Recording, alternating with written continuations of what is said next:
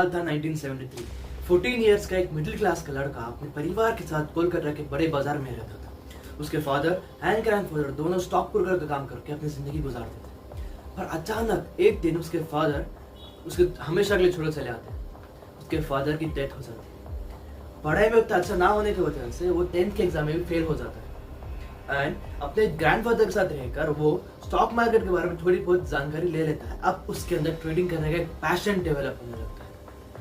वो ट्रेडिंग करना तो चाहता है पर उसकी उम्र अभी काफी कम थी। वक्त बीतता गया एंड फाइनली वो 19 इयर्स का हो गया। अब उसने ट्रेडिंग करना शुरू कर दिया। ट्रेडिंग से वो अपनी उम्र के हिसाब से अच्छा खासा प्रॉफिट बना रहा था। अब उसे लगता है कि उसे ये ट्रेडिंग का गेम समझ आ गया है। एज सून एज पॉसिबल वो अपने फैमिली को एक अच्छी खासी लाइफस्टाइल दे सकता है।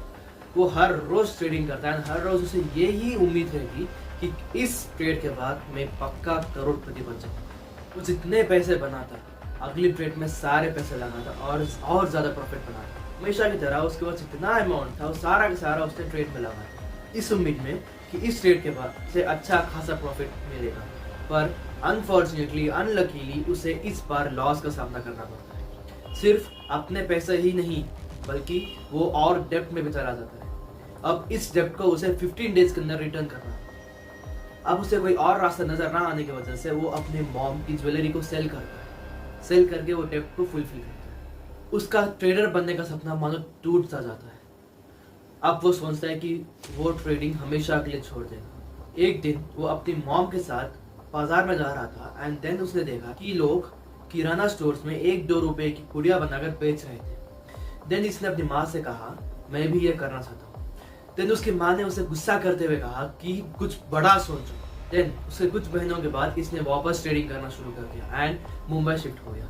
वो प्रॉफिट तो बना रहा था पर एक गलत ट्रेड की वजह से वापस पूरा लॉस एंड ये सांप सीढ़ी का खेल चलता रहता है। आखिर में वो ये सोचता है कि क्यों ना ट्रेडिंग को छोड़कर लॉन्ग टर्म इन्वेस्टमेंट में फोकस किया जाए। And then comes the year 2004। वो अपने सारे सेविंग्स को 3 बड़े कंपनीज में लगाता है, AG logistics, Cera sanitaries and Abdul autos. And time goes on. 10 years के बाद 2014 में उस एक शेयर की प्राइस 100 गुना बढ़ चुकी थी एंड इससे उसका करोड़ों में प्रॉफिट बनाने का सपना आखिर में पूरा हो जाता है। ये और कोई नहीं बल्कि आज लगभग 1700 करोड़ के मालिक मार्केट के दिग्गज निवेशक ace investor the director of Kedia securities Vijay Kedia Vijay mister Vijay Kedia Vijay Kishan Raj Kedia. ऐसे ना जाने कितने सक्सेसफुल ना जाने कितने स्कैमर स्टोरीज है रिलेटेड टू स्टॉक मार्केट जो हम हर रोज कभी ना कभी अपनी लाइफ में सुनते हैं एंड सुनकर हम एंटरटेन होकर बस सब भूल जाते हैं। फिर सोचते हैं कि हमें क्या ही फर्क पड़ता है, हमें क्या ही लेना देना है स्टॉक मार्केट से।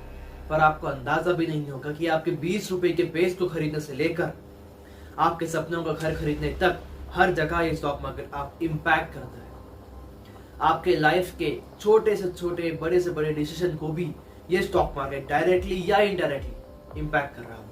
तो ऐसे में हमारे ये जानना बहुत जरूरी हो जाता है कि ये स्टॉक मार्केट है क्या, इसकी शुरुआत कहाँ से हुई थी, ये स्टॉक मार्केट वर्क कैसा करता है एंड आखिर ये सब लोग स्टॉक मार्केट से इतना ज्यादा पैसा कैसा बना रहे हैं। आइए आज की इस डॉक्यूमेंट्री में इस स्टॉक मार्केट को आसानी से समझते हैं। Across Europe and the US tumbles today. Bull run in the Indian market seems unstoppable. Including the Sensex and the Nifty continue to hit new highs. The Nifty today we clocked a new record high today. The stock market is higher.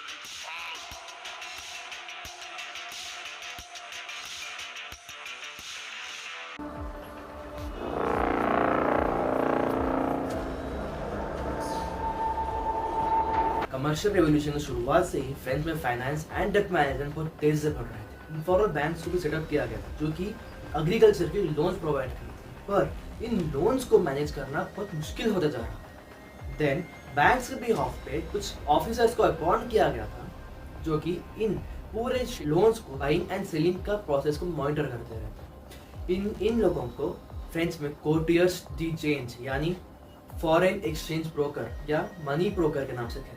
यहाँ पे broker के concept की शुरुआत हुई 16th century के around Dutch the Spanish empire के under आता था। पर किसी भी तरह उन्होंने 1581 में डच अपने आप को इंडिपेंडेंट डिक्लेयर कर देता है। पर इंडिपेंडेंस के बाद उसकी इकोनॉमी पोर्चुगीज से लाए गए एशियन एंड अफ्रीकन स्पाइसेस के ऊपर डिपेंडेंट थे। जब स्पेनिश एम्पायर का कंट्रोल पोर्चुगीज में बढ़ता गया, देन डच को पोर्चुगीज से ट्रेड करने में मुश्किल हो रही थी। देन इन्होंने सोचा कि क्यों ना पोर्चुगीज पे डिपेंड होने के बजाय एशियन एंड अफ्रीकन कंट्रीज को डायरेक्ट रूट होना चाहिए। बट इतने बड़े ओशन में एक नया रूट डिस्कवर करना was not just a piece of cake. जब वो लोग रूट डिस्कवर करने के लिए जाते थे, 10 आउट ऑफ 9 शिप्स ही वापस आ पाती थी। वो 1 शिप पूरी तरह से गायब। And then after a lot of hard work, Dutch were finally able to find a route out. पर ये पूरा रूट ढूंढना was a costly process. Simultaneously Dutch members Spanish empire के साथ वॉर में भी थे। अब जो मर्चेंट्स इन सभी को फाइनेंशियली सपोर्ट कर रहे थे, उन सभी लोगों ने मिलकर एक कंपनी को एस्टैब्लिश किया, डच ईस्ट इंडिया कंपनी। अब इस कंपनी को और फंड्स की जरूरत है, जो कि इन सारे मर्चेंट से मैनेज नहीं हो पा रहा। अब इन सभी मर्चेंट से मिलकर दिमाग लगाकर ये सोचा कि क्यों ना लोकल पब्लिक के पास से पैसा लिया जाए एंड बदले में उन्हें फ्यूचर में होने वाले प्रॉफिट में हिस्सा दिया जाए। And their plan was successful. वो लोग अपने 6 मिलियन गिल्डर्स को सक्सेसफुली बना लेते, जो कि आज के लगभग 110 मिलियन डॉलर्स के बराबर। एंड इस सभी को मॉनिटर करने के लिए एम्स्टरडैम स्टॉक एक्सचेंज को भी एस्टैब्लिश किया गया था, जो कि आज वर्ल्ड का नंबर 1 स्टॉक एक्सचेंज माना जाता है। इंडिया में भी इसकी शुरुआत ब्रिटिश ईस्ट इंडिया कंपनी ने अपने वेंचर्स को स्टॉक्स एंड बॉन्ड्स को देने शुरू किया था। मुंबई हमेशा से इंडिया का एक बिजी ट्रेडिंग स्पॉट रहा है। यहाँ तक कि इंडिया में स्टॉक मार्केट की शुरुआत मुंबई में टाउन हॉल के सामने बैनियर ट्री से शुरू हुई थी। धीरे धीरे यहाँ पे ब्रोकर्स की पॉपुलेशन रैपिडली इंक्रीज होने लगी।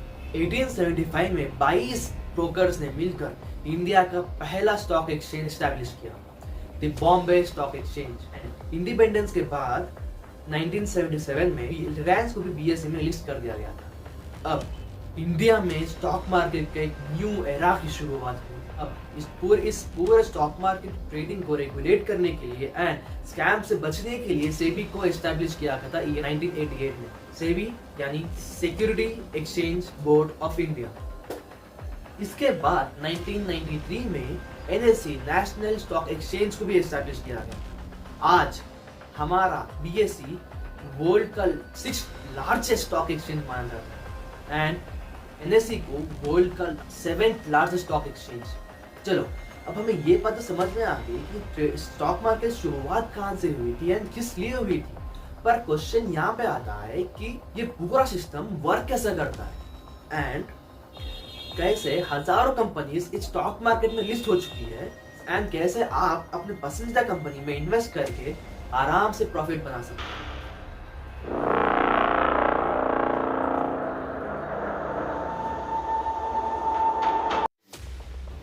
इमेजिन करो कि आपकी एक फास्ट फूड शॉप है। बस इमेजिन करना है, XYZ फास्ट फूड आपके एरिया में, आपके फास्ट फूड बहुत ज्यादा फेमस हो चुके हैं। आपके एरिया से ही नहीं बल्कि दूसरे एरिया से आपके फास्ट फूड सेंटर में आती थी। तो आपने सोचा कि क्यों ना वहां पे भी अपनी ब्रांच को ओपन किया जाए। फिर आपने सारे सेविंग्स ले लेते हो, अपने फ्रेंड्स एंड फैमिली मेंबर्स के पास से भी थोड़ा अमाउंट लेते हो एंड वहां पे भी अपनी एक शॉप ओपन कर लेते हो। वहां पे आपकी वो शॉप सक्सेसफुल हो जाती है। अब आपके 2 शॉप सक्सेसफुल चल रहे हैं।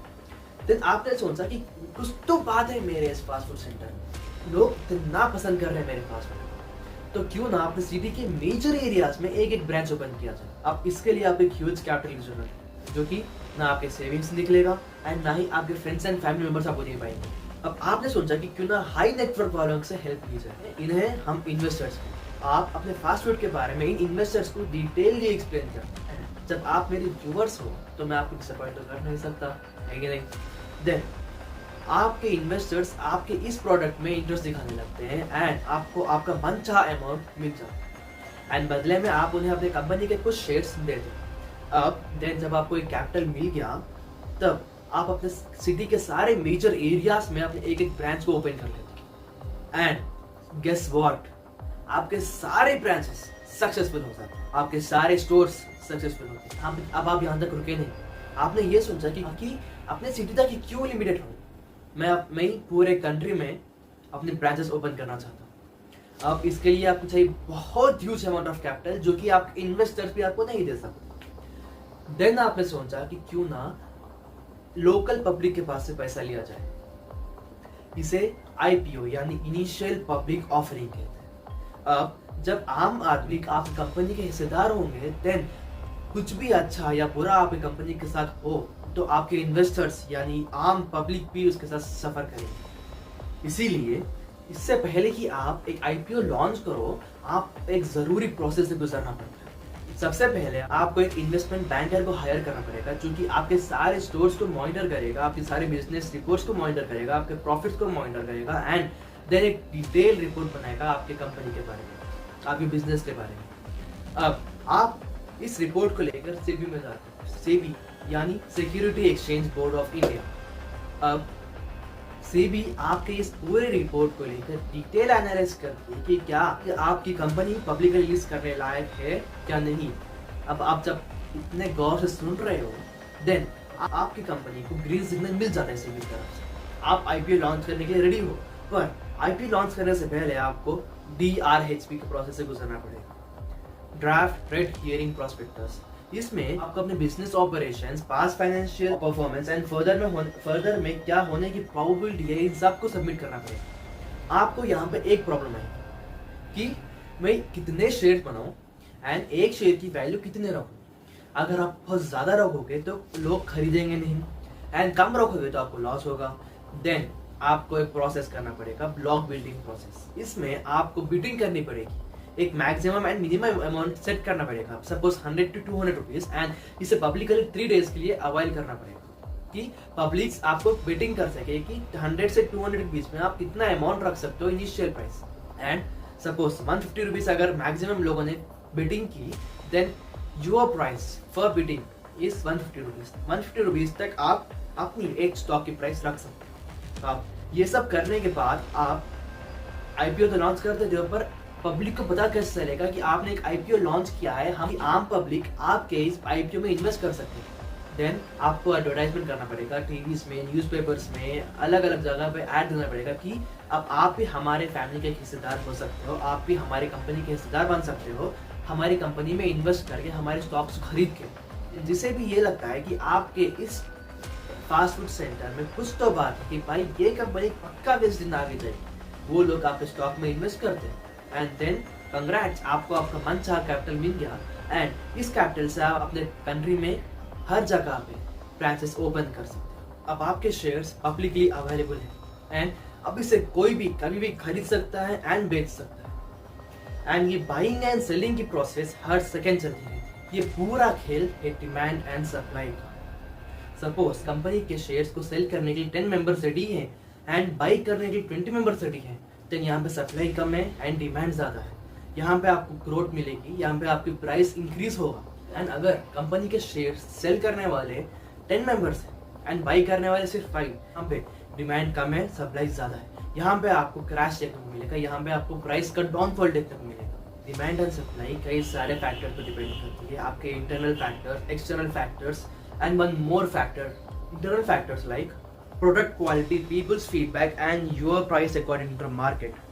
External factors like tech, regulations, political shifts, emotions, news, economy and एक और फैक्टर है जो कि आपके स्टॉक्स पे बहुत ज्यादा इम्प्लीमेंट करता है, रूमर्स।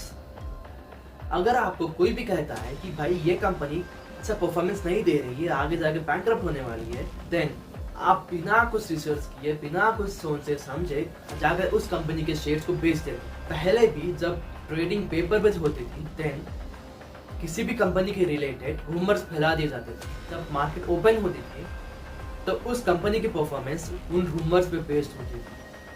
आज अगर आपको इंडिया की स्टॉक मार्केट का हेल्थ देखना है, देन आप Nifty index and Sensex index को देखोगे, क्योंकि निफ्टी इंडेक्स में आपको NSE में लिस्ट किए गए टॉप 50 कंपनीज को दिखा जाता है एंड सेंसेक्स इंडेक्स में BSE में लिस्ट हुए टॉप 30 कंपनीज को दिखाया जाता है। जब NSE के टॉप 50 कंपनीज अच्छा परफॉर्म करेंगे, देन NSE अच्छा परफॉर्म करेगा। अगर NSE अच्छा परफॉर्म कर रहा है, देन इंडिया भी अच्छा परफॉर्म करेगा।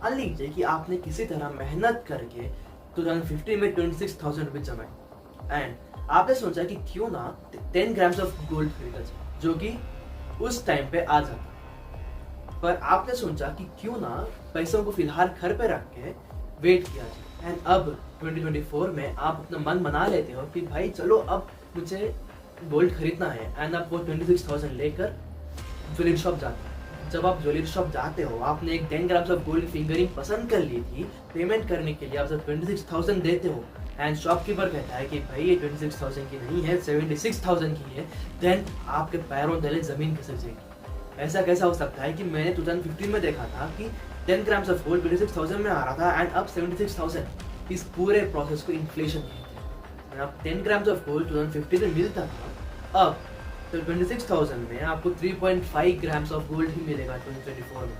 इसका ये मतलब है कि आपका पैसा टाइम के साथ अपना वैल्यू खोता है। अब आपको एक ऐसा रासत होना पड़ेगा जो कि अगर आप 2015 में 10 ग्राम्स ऑफ गोल्ड खरीद पा रहे हो तो 2024 में भी आप 10 ग्राम्स ऑफ गोल्ड खरीद पाओ। इसे इन्फ्लेशन बीट करना कहते हैं। अब इन्फ्लेशन बीट करने के लिए हमारे पास 3 ऑप्शंस हैं। पहला, एफडी इन बैंक्स। इसमें आप किसी भी बैंक में अपना अमाउंट डिपॉजिट कर सकते हो एंड कई सारे बैंक्स आपको एनुअली 6% रिटर्न देते हैं। अगर सपोज आप 2024 में 100 रुपीज अगर आपने डिपॉजिट किए, देन 2025 तक आपके पास 106 रुपीज हो जाएंगे। इन एनी सिनेरियो आप इन्फ्लेशन को बीट कर रहे हो। सेकेंड ऑप्शन इज कमोडिटीज को बाई करना, like gold, silver and etcetera. अगर आपने वो 26,000 रुपये घर में ना रख के अगर आपने 10 ग्राम्स ऑफ गोल्ड खरीद लिया होता 2015 में, देन 2024 में आपके पास 76,000 रुपीज होते। इस तरह पैसा को इन्वेस्ट करके आराम से पैसे की वैल्यू बढ़ा सकते हैं। And then the third option is the stock market. इसमें आप किसी भी कंपनी को अच्छे से रिसर्च करके, एनालाइज करके, उसमें इन्वेस्ट करके उसके पार्ट ओनर बन सकते हैं एंड ना किसी मेहनत के आराम से प्रॉफिट बना सकते हैं।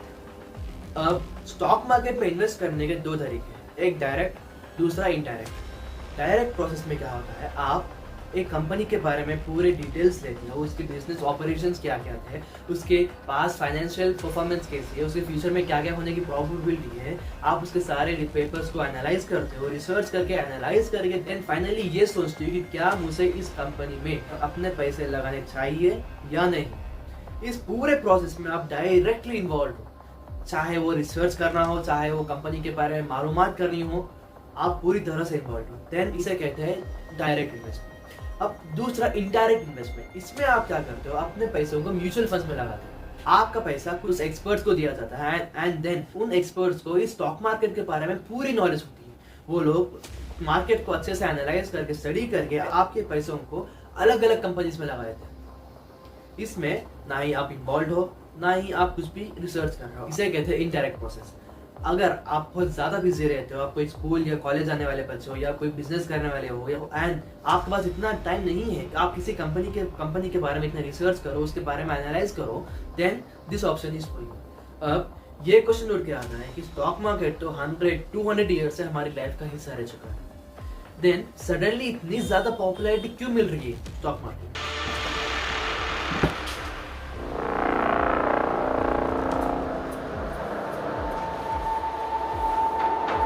एनएससी को अपने फर्स्ट 1 करोड़ इन्वेस्टर को रजिस्टर करने के लिए 14 इयर्स का टाइम लगा एंड 2024 में इन्वेस्टर्स की पॉपुलेशन 9 करोड़ से 10 करोड़ हो गई इन जस्ट 5 मंथ्स। 30 ईयर से कम लोगों में सिग्निफिकेंट ग्रोथ देखने को मिला। मार्च 2018 में इन इन्वेस्टर्स की पॉपुलेशन 22.9% थी, जो कि बढ़कर 2024 में 40% हो गई। 2025 तक इन रिटेल इन्वेस्टर्स की पॉपुलेशन 15 करोड़ होने की प्रोबेबिलिटी है। पर इतनी रैपिड ग्रोथ के पीछे रीजन क्या है?